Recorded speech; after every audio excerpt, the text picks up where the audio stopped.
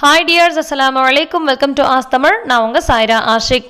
நுரையீரல் சம்பந்தப்பட்ட பிரச்சனையை சரி பண்றதுக்கும் நுரையீரலை ரொம்ப ஸ்ட்ராங்கா வலுவா வச்சுக்கிறதுக்கு ரொம்பவே சூப்பரான ஒரு ஆரோக்கியமான ரெசிபி தான் பார்க்க போறோம். இது நுரையீரலை வலுப்படுத்துறது மட்டுமல்லாம மூச்சு திணறல், ஆஸ்துமா, சுவாச பிரச்சனையும் சரி பண்ணுது. அதிகப்படியான உடல் சூட்டை தணிச்சு உடலை குளிர்ச்சிப்படுத்தக்கூடியதாகவும் இருக்குது. எப்படி செய்யறதுன்னு பார்க்கலாம் வாங்க. இது செய்யறதுக்கு ஒரு அடிகனமான பாத்திரமோ அல்லது குக்கரோ அடுப்பில் வச்சுட்டு அதில் 2 டேபிள் ஸ்பூன் அளவுக்கு எண்ணெய் சேர்த்துக்கலாம். நல்ல சுத்தமான நல்லெண்ணெய் சேர்த்துக்கோங்க. பொதுவாக எந்த நான்வெஜ் செஞ்சாலுமே நல்லெண்ணெய் சேர்த்து செய்யும் போது டேஸ்ட் ரொம்பவே நல்லாயிருக்கும், உடம்புக்கும் நல்லது.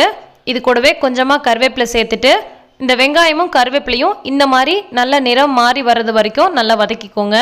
இந்த அளவுக்கு வதங்கினதுக்கப்புறமா நல்ல பொடியாக கட் பண்ணி வச்சுருக்க தக்காளி சேர்த்துக்கலாம். வெங்காயம் பெரிய வெங்காயமாக 2 வெங்காயம் கட் பண்ணி சேர்த்துருக்கேன். அதே மாதிரி தக்காளியும் மீடியம் சைஸில் 2 தக்காளி கட் பண்ணி சேர்த்துருக்கேன். இதுக்கு நம்ம வெங்காயம் தக்காளி ரொம்ப அதிகமாக சேர்க்கணும்னு தேவையில்லை. இப்போ இது ரெண்டுத்தையுமே நல்லா வதக்கியாச்சு. தக்காளியும் பார்த்திங்கன்னா ஓரளவுக்கு நல்லா வதங்கி வந்துடணும். அந்த அளவுக்கு வதக்கினதுக்கப்புறமா இது கூட 1 டேபிள் ஸ்பூன் அளவுக்கு இஞ்சி பூண்டு விழுது சேர்த்துக்கலாம். கூடவே 1 டீஸ்பூன் அளவுக்கு மிளகாய் பொடி சேர்த்துருக்கேன். கூட 2 டீஸ்பூன் அளவுக்கு மல்லிப்பொடி சேர்த்துக்கலாம். அது கூடவே 1 டீஸ்பூன் அளவுக்கு சீரக பொடியும் சேர்த்துக்கலாம். இது கூடவே தேவைப்பட்டால் கொஞ்சமாக மிளகு பொடி சேர்த்துக்கலாம். நான் இன்றைக்கி மிளகு பொடி சேர்க்கல.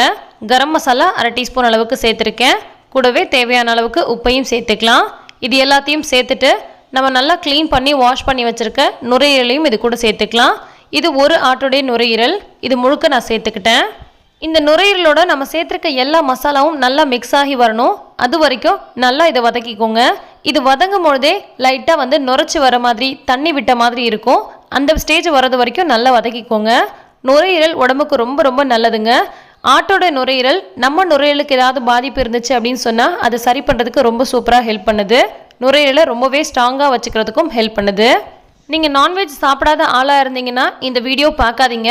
நிறைய பேர் நான்வெஜ் சாப்பிட விரும்பாமல் ஆனால் வீடியோ மட்டும் பார்த்துட்டு அதுக்கப்புறமா இதை ஏன் கொன்று சாப்பிட்றீங்க, அதை ஏன் கொன்று சாப்பிட்றீங்கன்னு கேட்குறீங்க. அவங்களுக்கு விருப்பப்பட்டது அவங்கவுங்க சாப்பிட்றாங்க. ஆனால் இது நீங்கள் ஏன் சாப்பிட்றீங்க, இதை ஏன் செய்கிறீங்க அப்படின்னு கேட்காதீங்க. உங்களுக்கு விருப்பம் இல்லைன்னா வீடியோவை பார்க்காதீங்க. நுரையீரலை 5 நிமிஷம் போல் நல்லா தண்ணி விடுற வரைக்கும் வதக்கி விட்டுட்டு அதுக்கப்புறமா குக்கர் மூடி போட்டுட்டு இதை ஒரு 3 விசில் போல் மிதமான தீயில் விட்டுக்கலாம். இதில் நம்ம தண்ணி எதுவுமே ஆட் பண்ண தேவையில்லை. ஒரு 3-4 விசில் போல் நான் விட்டு அதுக்கப்புறமா ப்ரெஷர் போனதுக்கப்புறம் ஓப்பன் பண்ணி பார்க்குறேன். ரொம்பவே சூப்பராக ரெடியாக இருக்குது பாருங்கள். இந்த ஸ்டேஜில் இருக்கணும். அப்போ தான் நமக்கு ஒரு ரைஸோட தொட்டு சாப்பிட்றதுக்கோ அல்லது சப்பாத்தி பரோட்டாவோட தொட்டு சாப்பிட்றதுக்கோ சரியான பக்குவத்தில் இருக்கும். உங்களுக்கு இன்னும் கொஞ்சம் தண்ணியாக வேணும்னு நினச்சிங்கன்னா கொஞ்சம் தண்ணி ஊற்றி கூட கொதிக்க விட்டுக்கலாம். அதே மாதிரி இன்னும் கொஞ்சம் கெட்டியாக வேணும், ட்ரையாக வேணும் அப்படின்னு சொன்னால் இன்னும் கொஞ்சம் நேரம் அடுப்பில் வச்சு வதக்குனீங்கன்னா இன்னும் கொஞ்சமே ட்ரையாக வரும். சாப்பிட்றதுக்கு ரொம்பவே டேஸ்ட்டாக இருக்கும். கண்டிப்பாக இந்த ரெசிபி உங்கள் எல்லாருக்குமே ரொம்ப பிடிச்சிருக்கும்னு நினைக்கிறேன். நீங்களும் ட்ரை பண்ணிவிட்டு எப்படி வந்துச்சுன்னு கீழே கமெண்ட் பண்ணுங்கள். இந்த ரெசிபி பிடிச்சிருந்தா லைக் பண்ணுங்கள். எல்லா புகழும் இறைவனுக்கே. நன்றி.